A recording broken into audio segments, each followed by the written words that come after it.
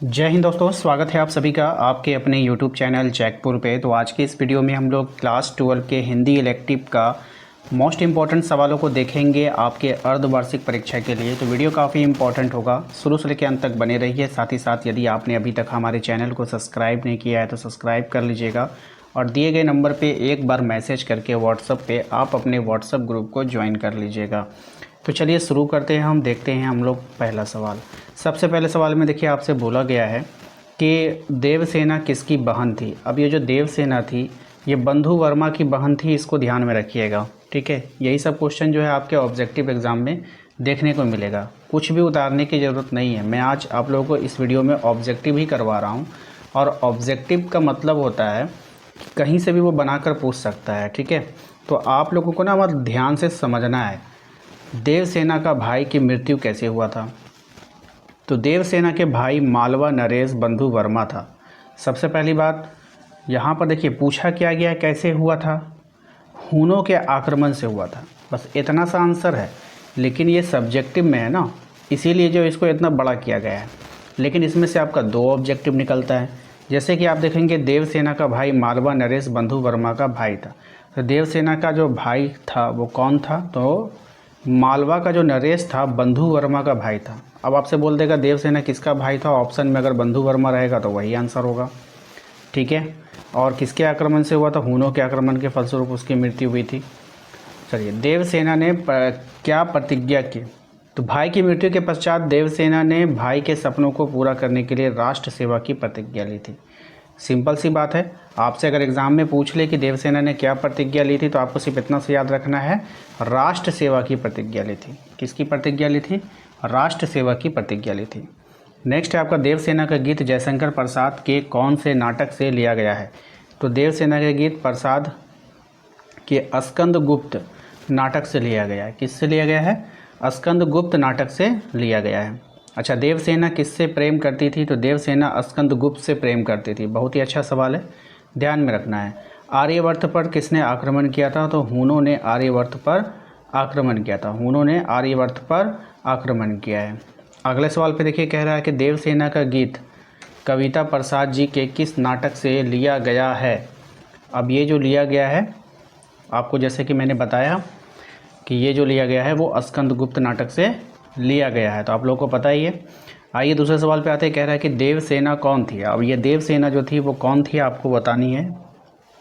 तो देवसेना जो थी वो राजा बंधु वर्मा की बहन थी। राजा बंधु वर्मा की बहन थी। मेरी यात्रा पर लेती थी नीरवता अनंत अंगड़ाई का आशय आपको बताना है। तो सही जवाब हो जाएगा देवसेना एकाकी जीवन जीती रही, ठीक है। ऑप्शन नंबर 2 हो जाएगा। क्वेश्चन नंबर 4 पे आइए। कह रहा है कि देवसेना की हार या निराशा के क्या कारण थे। तो देवसेना के हार या निराशा के कारण थे स्वजनों की मृत्यु, संघर्ष भरा जीवन, स्कंदगुप्त के द्वारा उसके प्रेम को अस्वीकार कर देना। तो उपयुक्त में से सभी इसका करेक्ट आंसर हो जाएगा। क्वेश्चन नंबर आते हैं 5 पे। इसमें कहा गया है कि देवसेना आश्रम में किसके साथ रहती थी। अब देवसेना जो थी वो आश्रम में किसके साथ रहती थी। तो वो रहती थी पर्णदत्त के साथ। किसके साथ रहती थी, पर्णदत्त के साथ रहती थी, ठीक है। ऑप्शन नंबर 1 इसका करेक्ट आंसर हो जाएगा। हमारा अगला सवाल है कि कॉर्नेलिया के गीत के कविता प्रसाद जी के किस नाटक से संबंधित है। तो ये जो है वो चंद्रगुप्त से संबंधित है। कॉर्नेलिया कौन थी आपको बताना है। अब ये जो कॉर्नेलिया थी ये सेल्यूकस की बेटी थी। कौन थी, सेल्यूकस की बेटी थी। कॉर्नेलिया किस नदी के तट पर गीत गाती थी। तो ये जो गीत गाती थी सिंधु नदी के तट पर गीत गाती थी। नेक्स्ट है कि अरुण यह मधुमेह देश हमारा पंक्ति से आपका क्या आशय है। तो इसका जो आशय हो जाएगा वो हो जाएगा भारत देश में लोग प्रेम पूर्ण माहौल में रहते हैं। ऑप्शन नंबर 1 हो जाएगा। नेक्स्ट सवाल है आपका कि कॉर्नेलिया का गीत कविता का मूल भाव क्या है। तो इसका जो मूल भाव है भारत के गौरव एवं विशेषताओं का बखान करना, ठीक है। हमारा अगला सवाल है कि मुक्त छंद के प्रवर्तक कवि कौन माने जाते हैं। तो मुक्त छंद के जो प्रवर्तक कवि हैं वो कौन माने जाते हैं वो आपको बतानी है। तो ये हो जाएगा सूर्यकांत त्रिपाठी निराला, ठीक है। निराला द्वारा संपादित पत्रिका कौन सी है। तो निराला द्वारा संपादित पत्रिका है आपका मतवाला। Option number 4। अगले सवाल पे आते हैं कि कवि निराला के बचपन का नाम क्या था। तो कवि निराला के जो बचपन का नाम था वो था सूर्य कुमार। कौन था? सूर्य कुमार था। क्वेश्चन नंबर आते हैं हम लोग 4 पे। इसमें कह रहा है आ रहा है काल देखो पंक्ति में काल का अभिप्राय क्या है। तो यहाँ पे काल का अभिप्राय क्या है? मृत्यु। भर गया है जहर से में जहर से कवि का क्या तात्पर्य है। तो ये हो जाएगा आपका निराशा। ऑप्शन नंबर 2 हो जाएगा। नेक्स्ट अगला सवाल है हमारा कि सरोज स्मृति कविता की रचना किस वर्ष हुई थी। सरोज स्मृति कविता की जो रचना हुई है वो 1935 में हुई है। नेक्स्ट है आपका कि सरोज का विवाह आमूल नवल क्यों है। क्योंकि सादगी के कारण, पिता द्वारा पुष्प सेज तैयार करने के कारण, आत्मीय जनों की अनुपस्थिति के कारण। तो इनमें से सभी इसका करेक्ट आंसर हो जाएगा। क्वेश्चन नंबर आते हैं 3 पे। कह रहा है कि सरोज के सौंदर्य में किसका रूप नज़र आता है। तो सरोज के सौंदर्य में कवि की पत्नी का रूप नज़र आता है। सरोज के विवाह पर कौन आमंत्रित थे। तो सरोज के विवाह पर जो आमंत्रित थे समाज, मित्र, बंधु, आत्मीयजन, तो कोई नहीं। तो कोई नहीं आमंत्रित था। ठीक है। शकुंतला कौन थी आपको बताना है। अब ये जो शकुंतला थी ये अभिज्ञान शाकुंतलम की नायिका थी। ठीक है। क्वेश्चन नंबर 6 पे आइए। इसमें कह रहा है आपसे कि सरोज का पालन पोषण कहाँ पे हुआ था। तो सरोज जो थी उसका पालन पोषण ननिहाल में हुआ था। कहाँ पे हुआ था? ननिहाल में हुआ था। जलद शब्द का पर्यायवाची क्या होगा। तो जलद शब्द का जो पर्यायवाची होगा वो हो जाएगा आपका बादल। क्या हो जाएगा? बादल हो जाएगा। अगले सवाल पे आते हैं। अगला सवाल है कि उड़ शब्द का क्या अर्थ होता है। तो उड़ शब्द का अर्थ होता है आपका हृदय। ठीक है। क्या हो जाएगा? हृदय हो जाएगा। भर जलद धरा को ज्यों अपार में कौन सा अलंकार है। तो ये जो अलंकार है ये है आपका उत्प्रेक्षा। कौन सा अलंकार है? उत्प्रेक्षा का अलंकार है। नेक्स्ट सवाल है आपका कि कांपा अधरों पर थर थर थर में कौन सा अलंकार है। तो ये जो अलंकार है पुनरुक्ति प्रकाश अलंकार है। ऑप्शन नंबर 1 हो जाएगा। ठीक है।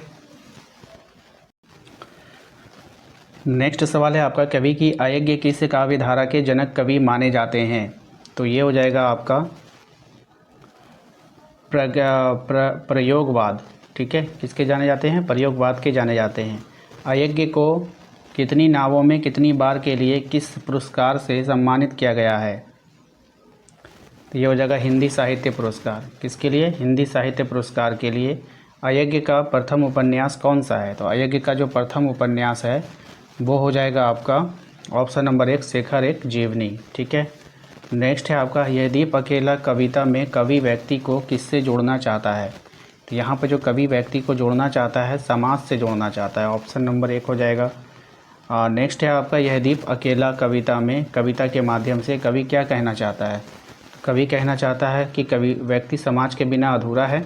समाज व्यक्ति का बिना सामर्थ्यवान नहीं हो सकता और व्यक्ति की शक्ति की सार्थकता समाज के साथ जुड़ने में ही है। ठीक है।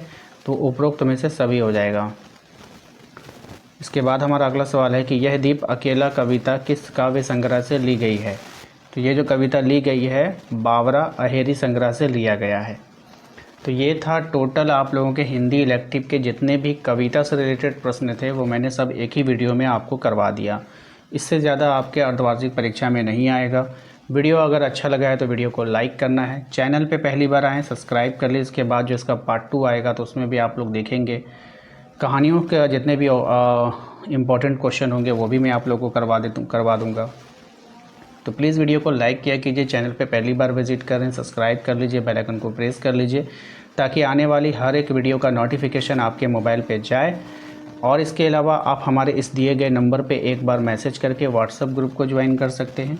साथ ही साथ एक ज़रूरी इन्फॉर्मेशन है कि यदि आपने अभी तक अपनी परीक्षा की तैयारी नहीं की है जो फाइनल एग्ज़ाम 3 महीने के बाद होने वाला है तो आप लोग हमारे टारगेट ग्रुप को ज़रूर ज्वाइन कीजिए। टारगेट ग्रुप को ज्वाइन करने से क्या होगा कि वहाँ पर आप लोगों को रोज़ छोटे छोटे टारगेट दिए जाते हैं जिसको आपको पूरा करना होता है।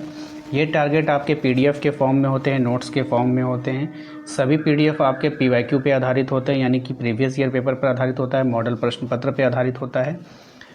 यानी कि उस टारगेट ग्रुप में आपके सभी के सभी नोट्स, वीवीआई क्वेश्चन और प्रीवियस ईयर क्वेश्चन का सपोर्ट दिया जाता है। तो चलिए मिलते हैं हम लोग नेक्स्ट अगले वीडियो में। Thank you.